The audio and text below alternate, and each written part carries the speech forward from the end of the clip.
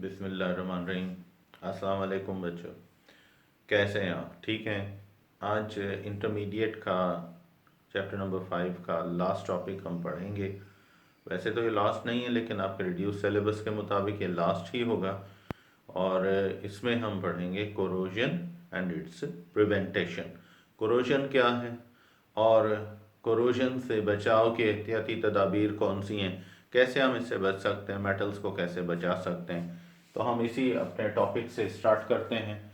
तो आज इसी टॉपिक का स्टार्टिंग हम यहीं से करते हैं, corrosion and it's prevention.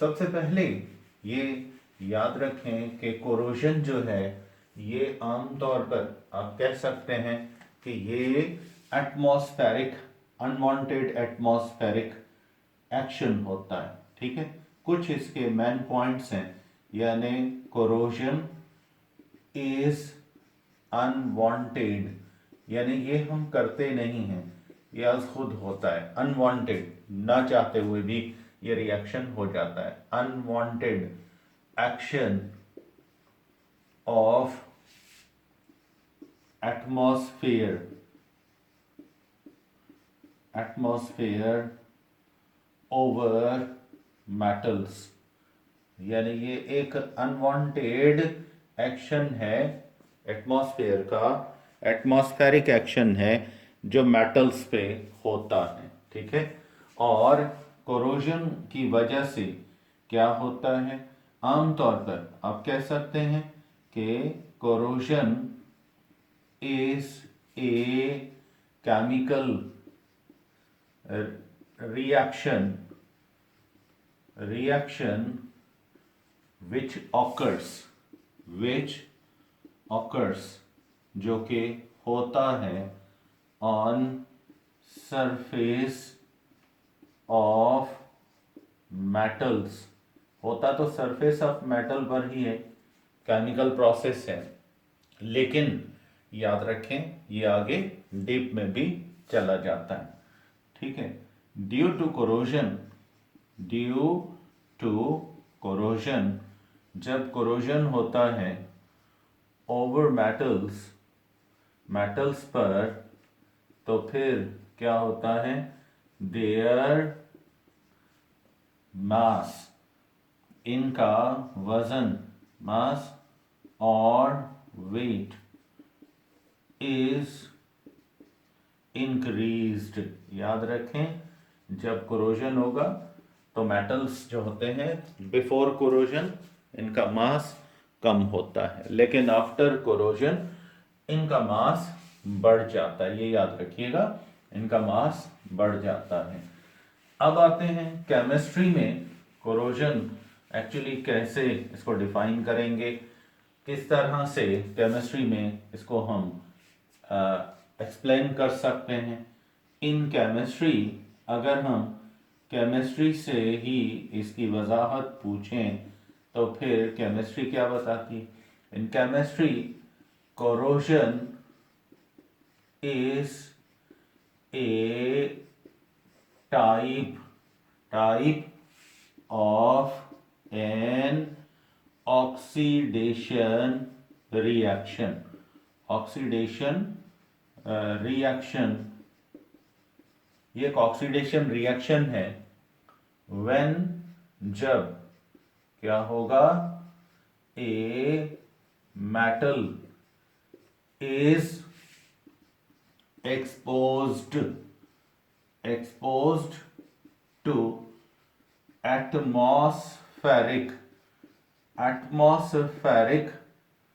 Air, यानी ऑक्सीजन मिले इसको, और इन लिक्विड में भी ऑक्सीजन तो होती है ना, H2O, लिक्विड और सॉल्यूशंस, या फिर सॉल्यूशंस हों लिक्विड के, इनमें रखा जाए तो ये एक अनवांटेड क्या है, एटमॉस्फेरिक ऑक्सीडेशन का अमल है।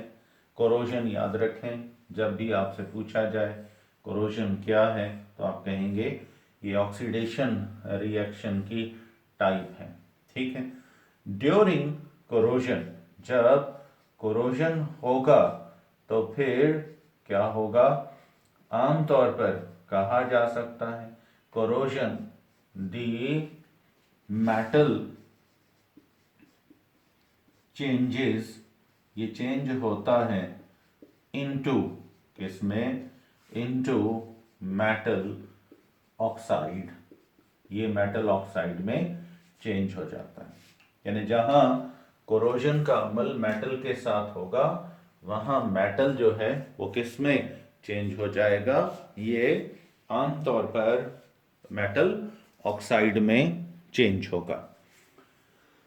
अब आते हैं कि डिफरेंट मेटल्स जो हैं उनका रेट ऑफ कोरोजन अलग अलग है। याद रखिएगा, हम कह सकते हैं कि डिफरेंट मेटल्स, अलग अलग जो मेटल्स हैं, possess different rate of corrosion। सारे मेटल्स एक ही वेलोसिटी से, एक ही रफ्तार से उनको कोरोजन नहीं लगता, अलग अलग रेट ऑफ कोरोजन इनका होता है। ठीक है, उसके बाद दी रेट ऑफ कोरोजन, यानी आमतौर पर रेट ऑफ कोरोजन जो है ये डिपेंड्स, ये डिपेंड करता है, depends on rate of reactivity या रेट ऑफ रिएक्शन और ऑक्सीडेशन ऑफ ए मेटल। एक मेटल की रेट ऑफ रिएक्शन जितना समझें उसकी रिएक्टिविटी ज्यादा है तो उतना समझ लें वो ज्यादा कोरोजन का अमल होगा। जिसमें रिएक्शन स्लो होता है तो उसमें कोरोजन का अमल भी स्लो चलेगा। सच एज, मिसाल के तौर पे अल्कली मेटल्स, ठीक है, अल्कली एंड अल्केलाइन, ये अल्कली और अल्केलाइन जो है जिनमें calcium, magnesium, sodium, potassium, lithium, ठीक है ना, ये एलिमेंट्स हैं ये सबसे ज्यादा तेज रफ्तारी से कोरोड क्विकली, बहुत जल्दी ये इनको कोरोजन का इनके अंदर अमल होता है। While transition elements, transition elements जो हैं, ठीक है ना, ट्रांजिशन एलिमेंट्स हैव स्लो और एवरेज रेट ऑफ कोरोजन, इनका कोरोजन का रेट कोई इतना ज्यादा फास्ट नहीं होता है। ठीक है, सबका नहीं है, चंद है। सच एज, मिसाल के तौर पे आयरन, ठीक है, उसके बाद आमतौर पर कॉपर, ठीक है, ये हो गया, उसके बाद जिंक, ठीक, ये वो एलिमेंट्स हैं जिनका रेट ऑफ कोरोजन बहुत स्लो चलता है। ठीक, वाइल जबकि प्रीशियस मेटल्स, प्रीशियस मेटल्स अक्सर ये जो हैं एंड सम अदर मेटल्स, कुछ और मेटल्स भी हैं, मेटल्स कोरोड स्लोएस्ट रेट, याद रखिएगा ये कोरोजन तो होगा एट स्लोएस्ट, स्लोएस्ट रेट, इनका रेट ऑफ कोरोजन बहुत बहुत क्या होगा, स्लो होगा, याद रखिएगा। अब इनके एग्जाम्पल्स कौन कौन सी हैं, जैसे गोल्ड, जैसे सिल्वर, ठीक है, इवन लेड भी इनमें आता है लेकिन ये मॉडरेट होता है। तो हम इन मेटल्स को, प्लेटिनियम, अगर आप लेना चाहें तो ये भी हैं।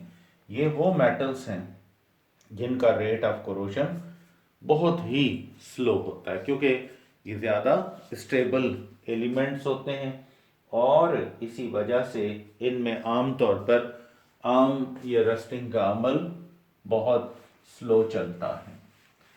तो आमतौर पर कोरोजन को आप रस्टिंग भी कह सकते हैं, ऑक्सीडेशन भी कह सकते हैं, ठीक है ना।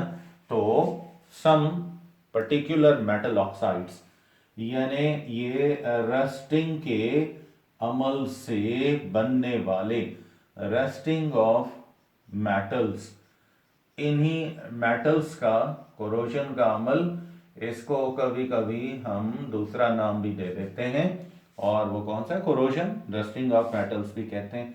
तो ये रस्टिंग जब होती है, जैसे आयरन की है तो इसके कुछ सिंपल ऑक्साइड जैसे फेरस ऑक्साइड है, या फिर अगर ज़्यादा, ये ऑक्सीजन पर डिपेंड करता है कितनी ऑक्सीजन उनको मिल रही है, फेरिक ऑक्साइड।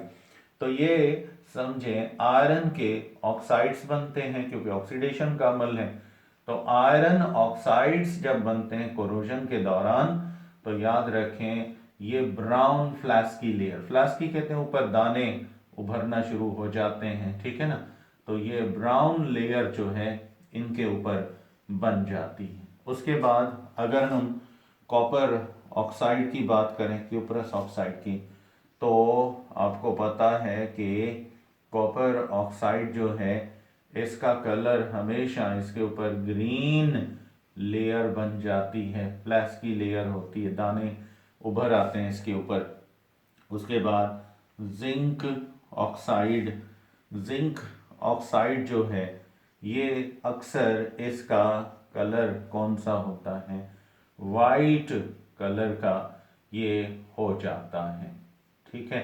उसके बाद एल्यूमिनियम ऑक्साइड Al2O3, ये भी आमतौर पर वाइट हो जाता है लेकिन थोड़ा सा डार्क होता है, ग्रे कलर हो जाता है एल्यूमिनियम ऑक्साइड। इसका अक्सर ग्रे कलर आ जाता है, ग्रे लेयर इसके ऊपर बनना शुरू हो जाती है। तो ये चंद मेटल्स हैं जिनको जब ऑक्सीडेशन का अमल होता है तो ये इसमें ऑक्साइड्स में क्या होते हैं, चेंज हो जाते हैं। अब ये नहीं है कि आयरन, ये गोल्ड, सिल्वर या फिर प्लैटिनम, इनकी ऑक्सीडेशन नहीं होती, इनकी ऑक्सीडेशन होती है, पर ये तो चंद महीनों में, चंद दिनों में, चंद सालों में ये अमल इनके अंदर होता है, मतलब एक साल के अंदर ज़्यादा से ज़्यादा जो स्टेबिलिटी है उस हिसाब से।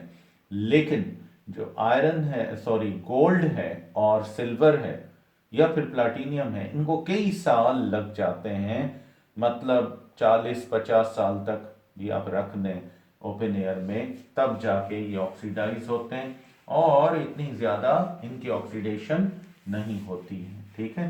तो इस वजह से ये कोरोजन का अमल एलिमेंट्स की रिएक्टिविटी पे डिपेंड करता है।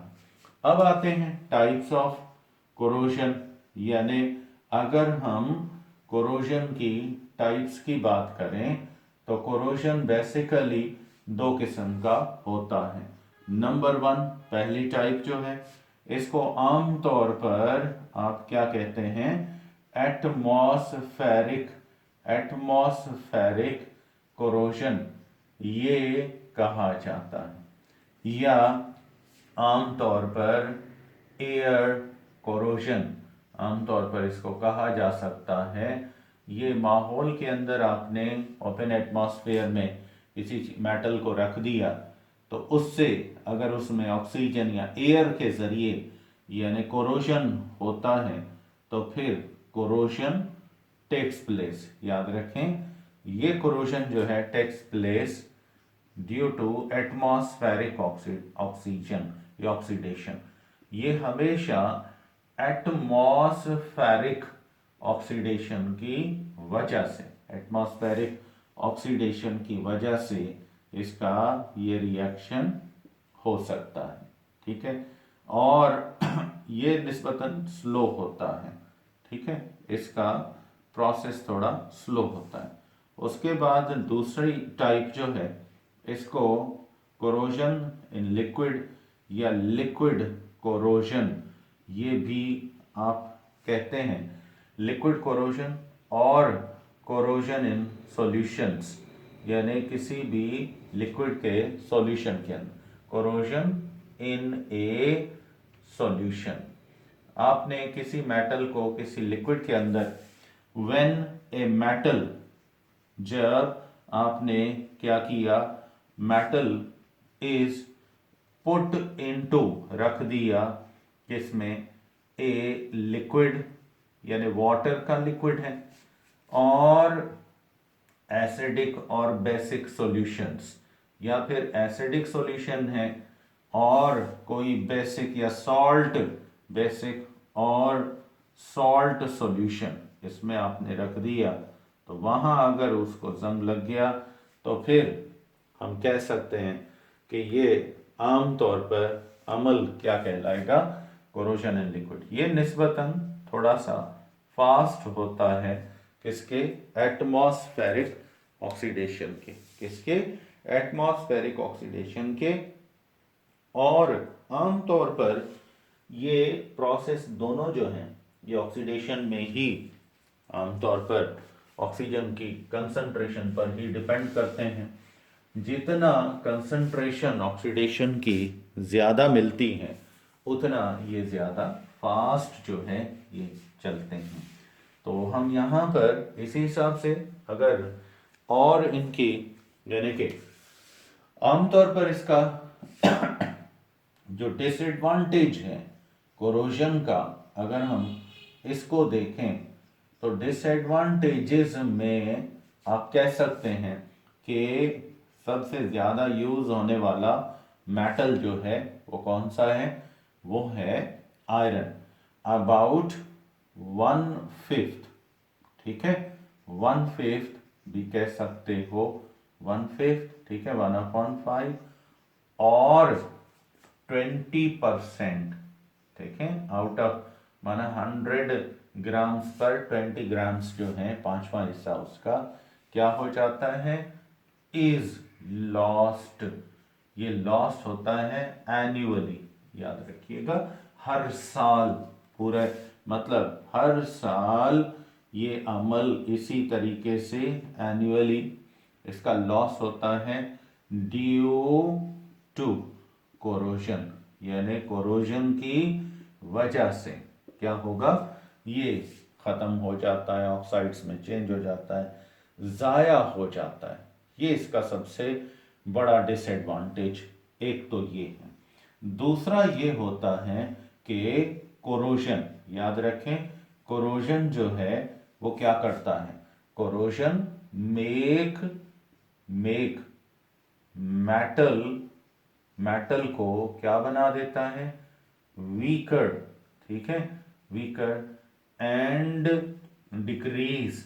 वैसे मेटल बहुत मजबूत होता है, बहुत हार्ड होता है, एंड डिक्रीज इट्स स्ट्रेंथ, उसकी मजबूती को, उसकी ताकत को क्या कर देते हैं, वीक कर देते हैं, कमजोर कर देते हैं।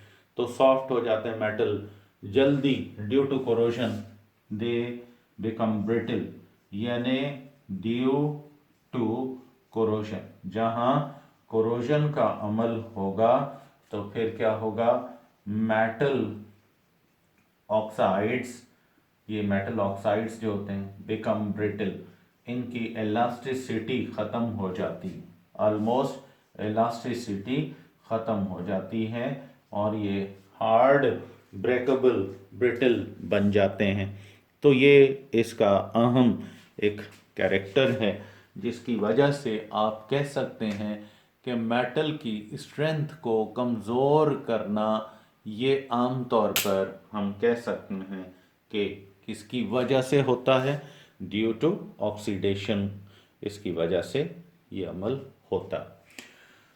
अब आते हैं कि कोरोजन से बचने के लिए, कोरोजन से बचने के लिए क्या कुछ कर सकते हैं आप, प्रिवेंटेशन इसकी किस तरह से आप कह सकते हैं, प्रिवेंटेशन मेजर्स जो हैं वो कौन कौन से हैं जो आमतौर पर लिए जा सकते हैं। प्रिवेंटेशन मेजर्स में हम आम तौर पर कई ऐसी बातें हैं जो अगर इख्तियार करें तो हम इनसे, कोरोजन से आम तौर पर क्या कर सकते हैं, इसको बचा सकते हैं, मेटल को बचा सकते हैं। किस चीज से बचा सकते हैं? कोरोजन से। नंबर वन, पहली चीज यानी making making a non non metallic non metallic layer या प्रोटेक्टिव लेयर, अगर आप कहते हैं तो ज्यादा बेहतर होगा। ठीक है, प्रोटेक्टिव लेयर बना दें on surface of a metal की सतह पे क्या करें, आप कोई प्रोटेक्टिव लेयर बना दें तो वो इसको बचा सकती है। किससे? कोरोजन से। अब ये सच एज, मिसाल के तौर पर पेंट नॉन मेटालिक है, इसकी लेयर बना दें, ठीक है, उसके ऊपर, या फिर इसके ऊपर क्या करें, इसके ऊपर ग्रीसिंग कर दें, ग्रीस की लेयर बना दें, ग्रीस लेयर लगा दें, ऑयल लगा दें, ऑयल लेयर लगा दें। ठीक है, ये हो गया। प्लास्टिक टेप आपने उसके ऊपर लगा दी, चढ़ा दी, ये उसको ऑक्सीजन को दोबारा दाखिल होने नहीं देगी। तो ये मुख्तलिफ किस्म के नॉन मेटालिक लेयर्स हैं जो इसको क्या कर सकते हैं, बचा सकते हैं। किससे? इसको प्रोटेक्ट कर सकते हैं आमतौर पर कोरोजन से। ऑक्सीडेशन का अमल यहाँ रुकेगा और ये आमतौर पर इससे बच सकता है। उसके बाद आते हैं मेटालिक मेकिंग। नेक्स्ट जो है, इसके ऊपर आप क्या करें, यानी बाय मेकिंग या मेकिंग ए प्रोटेक्टिव, एक आप दूसरा काम कर सकते हैं कि प्रोटेक्टिव लेयर आप एक और भी, मतलब मेटल की प्रोटेक्टिव लेयर न सिर्फ नॉन मेटालिक होता है बल्कि लेयर ऑफ नॉन रिएक्टिव बहुत स्लो रिएक्टिव होते हैं, इस वजह नॉन रिएक्टिव तकरीबन नहीं, ऐसे नहीं है, थोड़ा सा रिएक्टिव होते हैं, लेकिन ये बहुत कम non reactive metals such as, मिसाल के तौर पे आपने देखा होगा गोल्ड प्लेटिंग, सोने का पानी चढ़ाना। सोना बहुत, गोल्ड जो होता है बहुत स्लो रिएक्ट करता है, बहुत ज्यादा स्टेबल मेटल होता है। सिल्वर की प्लेटिंग की जाती है, ठीक है, सिल्वर प्लेटिंग हो गई, सिल्वर की लेयर चढ़ा दे मेल्ट करके, या केमिकल प्रोसेस इलेक्ट्रोप्लेटिंग से भी कर सकते हैं, ठीक है। या फिर उसके बाद जो है प्लाटीनियम की प्लेटिंग की जाती है। ये भी आमतौर पर इस प्लेटिनियम मेटल को मेल्ट करके उसके ऊपर प्लेटिंग की जाती है, तो ये भी किया जा सकता है, ये प्रोसेस भी चलता है।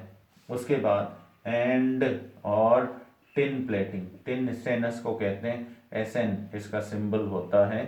ये प्रोसेस भी आप अगर करना चाहें तो इससे टिन मेटल, ये टिन आपने सुना होगा, घी के डब्बे, जूसेस के, मुख्तलिफ पैकिंग के मटेरियल जो होते हैं इनके ऊपर लेयर चढ़ाई जाती है, इनको टिन भी कहा जाता है। तो इन मेटल्स को मेल्ट करके या इनके सॉल्ट्स का इलेक्ट्रोलाइसिस करके ये आप उस मेटल के सतह पे इसको आप चढ़ा दें जिसको कोरोजन लगता है, तो इससे भी हम क्या कर सकते हैं, बच सकते हैं और इनको इस चीज से बचा सकते हैं। तो ये मेटल को मेल्ट करके इसके ऊपर लेयर चढ़ा दी जाए। पर अगर यही प्रोसेस इसके सॉल्ट इलेक्ट्रोलाइसिस के जरिए किया जाए तो ये इलेक्ट्रोप्लेटिंग कहलाता है। नंबर थर्ड प्रोसेस इसी को कहा जाता है बाय इलेक्ट्रोप्लेटिंग, यानी इलेक्ट्रोप्लेटिंग का अमल। ये जो है याद रखें, इलेक्ट्रोप्लेटिंग क्या है, यानी व्हेन, जब ए मेटल या metallic layer is covered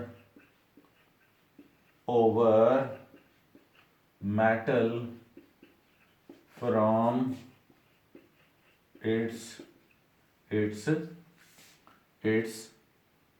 salt, metal के सॉल्ट में से मेटालिक लेयर बनाई जाए मेटल के ऊपर फ्रॉम सॉल्ट, यहाँ पे मैं और थोड़ा ऐड कर दूं, from salt of noble metals. ठीक है, जो नोबल मेटल्स हैं, प्रीशियस मेटल्स हैं, नॉन रिएक्टिव मेटल्स हैं, इनके ज़रिए किया जाए तो फिर ये अमल थ्रू इलेक्ट्रोलाइसिस किया जाए तो फिर इसको आप प्रोसेस को क्या कहेंगे, इलेक्ट्रोप्लेटिंग कहेंगे। और एक और तरीका भी है, वो जनरल है, उसको गैल्वेनाइजेशन, इन्हीं का ही नाम है। ये इलेक्ट्रोलाइसिस करके, जैसे आपने देखा होगा सुनियार, ये आमतौर पर मसनूई जेवरात बनाते हैं तो सोने का पानी चढ़ा देते हैं, तो ये तरीका इलेक्ट्रोप्लेटिंग का कहलाता है। गैल्वेनाइजेशन, ये गैल्वेनाइजेशन क्या है? गैल्वेनाइजेशन इज ए प्रोसेस, ये भी प्रोसेस है, इलेक्ट्रिकली भी होता है, फिजिकली भी हो सकता है, प्रोसेस इन विच के जिसमें क्या किया जाता है, लेयर ऑफ नोबल मेटल्स, यानी प्रीशियस मेटल कह लें और ज़्यादा बेहतर है, प्रीशियस मेटल्स, आमतौर पर जैसा कि गोल्ड, जैसा कि प्लेटिनियम, जैसा कि सिल्वर, ये जो होते हैं प्रीशियस मेटल की लेयर इज मेड, ये बनाई जाती है over the surface of reactive metal, किसी भी रिएक्टिव मेटल के ऊपर इसकी लेयर बना दी जाए टू प्रोटेक्ट इट, ताकि इसकी प्रोटेक्ट किया जा सके इसको फ्रॉम ऑक्सीडेशन, फर्दर ऑक्सीडेशन से इसको बचाने में इसकी हेल्प करेगी। तो इसको आप आमतौर पर क्या कहेंगे, इसको आमतौर पर गैल्वेनाइजेशन कह सकते हैं। उसके बाद नेक्स्ट जो है नंबर 4 या 5 आप कह सकते हैं, तो नंबर 5 जो है बाय एलॉइंग, ठीक है, बाय एलॉइंग मेटल्स। आपको पता है कि एलॉयज क्या होते हैं, एलॉयज कैसे, एलॉइंग क्या प्रोसेस है, alloys are molten mixtures, molten mixture होते हैं, मिक्सचर्स ऑफ किसके, डिफरेंट मेटल्स। ठीक है, ये डिफरेंट मेटल्स के क्या होते हैं, मोल्टेन मिक्सचर होते हैं। ठीक है, एलॉयज के अंदर याद रखें क्या होता है, alloys have greater potency, greater tendency, ठीक है, टेंडेंसी अगेंस्ट कोरोजन, याद रखें इनके खिलाफ, कोरोजन के खिलाफ इनमें प्रोटेक्शन बहुत ज़्यादा होती है। तो अगर एलॉइंग यानी एलॉय बना दिया जाए मेटल्स में से, तो हम कह सकते हैं कि ये अच्छा खासा कोरोजन से बचने का बेहतर अमल होगा और इस तरीके से कोरोजन से ये बचा जा सकता है। तो बच्चों, ये था आज हमारा ये टॉपिक। आज आपने देखा और आपने पढ़ा भी कि आमतौर पर alloy formation, galvanisation, electroplating, different techniques ये यूज़ की जाती हैं कोरोजन से बचने के लिए। और आज आपने कोरोजन को डिटेल्स में स्टडी किया, कोरोजन क्या है, कोरोजन किस तरह होता है, उसकी टाइप्स कितनी हैं, कंडीशंस क्या हैं, केमिस्ट्री में उसको आप क्या कहते हैं, उससे हम कैसे बच सकते हैं, उस प्रोसेस को हम कैसे कैरी आउट कर सकते हैं, डिफ्रेंशिएट कर सकते हैं। तो अब नेक्स्ट लेक्चर तक आप मुझे इजाज़त देंगे। थैंक यू एंड अल्लाह हाफिज़।